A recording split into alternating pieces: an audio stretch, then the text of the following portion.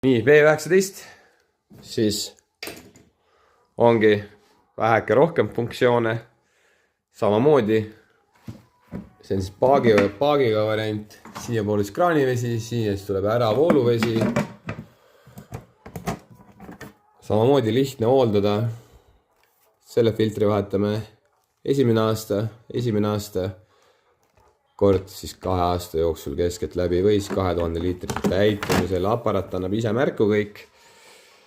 Näe, praegu on vaja fresh waterit panna, ta annab siin märku. Mis veel on, ongi tegelikult see, et ta ioniseerib vee. Ehk siis annab siis lisahapniku vette ja teeb siis vee elavamaks, võiks öelda. Saab kohvivett teha, kuuma vett teha ja ka jääkülma vett, et kui paneme siia lock-nuppu, hoiame peal, paneme näiteks cold, tuleb külm vesi ja siis vajutame siia, hakkab jooksma.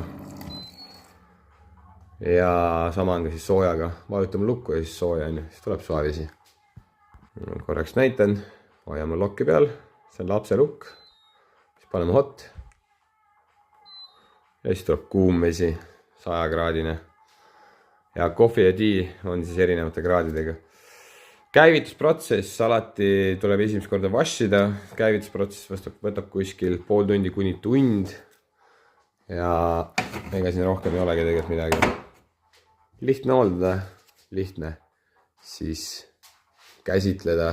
Sobib väga hästi kontoritesse, kus ei ole nagu otseühendus võimalust. Ja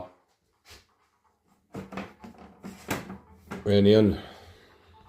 Ja see aparaat samamoodi võtab ära kolibakteri ja raskemetallid, ehk siis need kõik on pöördosmosfiltrid. Ja see on siis sama V19, aga tema on siis ilma lisapaagita ja tema on siis otseühendusega, kõik juhendid tulevad kaasa. Ja siin on lihtsalt see, et sa ei pea selle paagiga jooksma nagu siin selle mustal. Et sellised lahendused on praegu pakkuda, neid saab rentida ka, kui tahate proovida. Aga mõistlikum oleks tegelikult välja osta. 699, 333 ja see siis 990. Siin on ka tingimisruumi, kui tahame.